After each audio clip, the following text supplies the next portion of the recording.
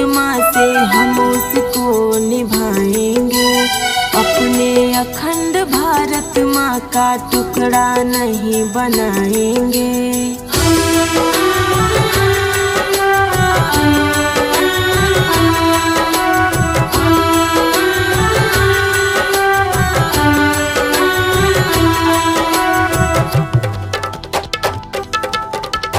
वादा किया जो भारत माँ से हम उसको निभाएंगे।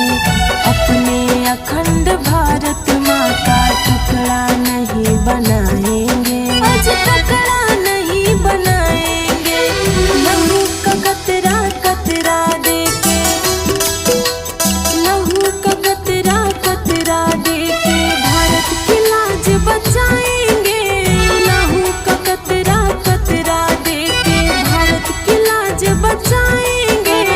लहू का कतरा कतरा देके। वंदे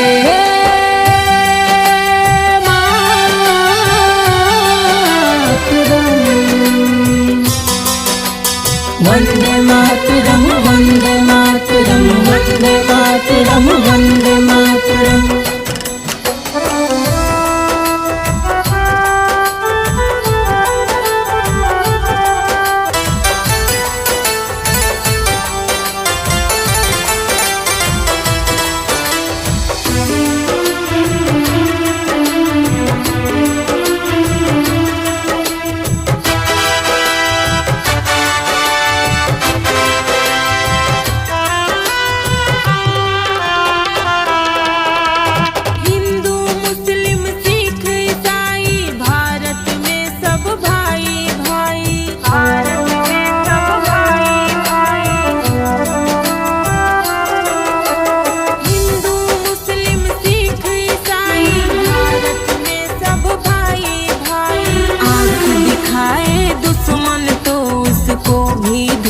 चटाएंगे अपने तिरंगे का परचम सारी दुनिया में लहराएंगे। सारी दुनिया में लहराएंगे। लहू का कतरा कतरा देके, लहू का कतरा कतरा देके भारत की लाज बचाएंगे।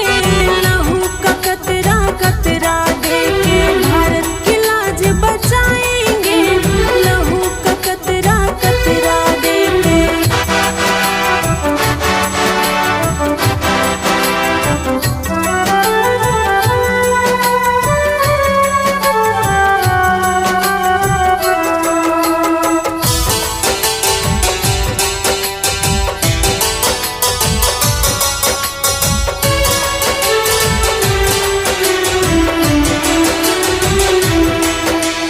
केसरिया बल भरने वाला श्वेत रंग सच्चाई की।